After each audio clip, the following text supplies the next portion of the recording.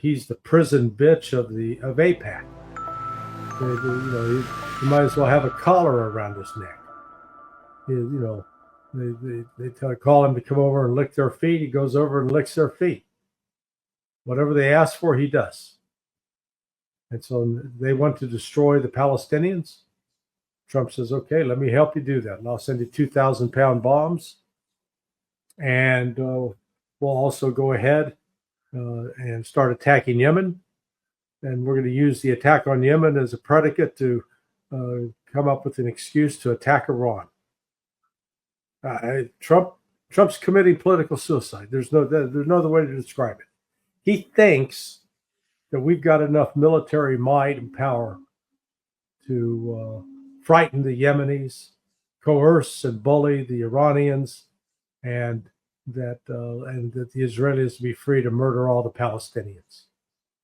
And this is the war. The chances of this exploding into a much broader war is very high. What do they want to achieve? Just striking Iran and from the air, and what would happen then? What would be the outcome for them? What would be the gain for the United States, for Israel? Well, again, they based it upon some false assumptions. Their assumption number one is that Iran is weak. Iran doesn't have any effective air defense, and that the United States can just roll in there with its bombers and blow up these Iranian nuclear sites. And Iran is out building nuclear weapons. They are not. But it doesn't matter what the objective fact is. They've constructed a narrative, and they're going to pursue that narrative. And the narrative is that Iran is the biggest sponsor of terrorism in the world,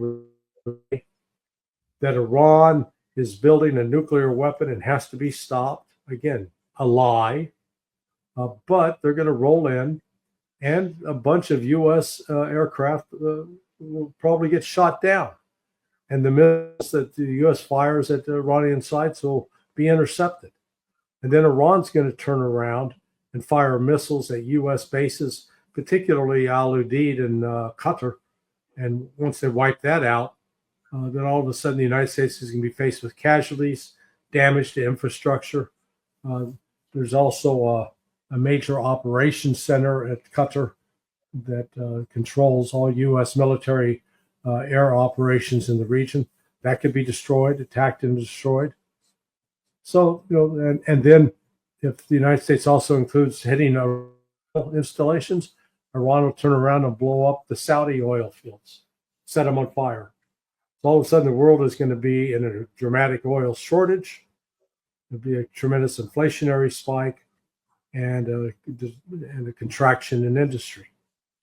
This is catastrophic. The West has been using Saudis as a proxy, or actually, giving the Saudis weaponry and then putting in foreign mercenaries to carry out attacks. The Saudis don't even have a national army worth a cup of warm spit. So this is all about taking out Iran. This is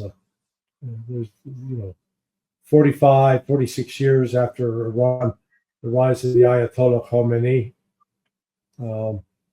and the takeover of the U.S. Embassy. This is payback. That's all this is. Iran has already demonstrated that it has a very capable missile system, and it can defeat. It has maneuverable hypersonic warheads, and it can defeat the Israeli air defense systems.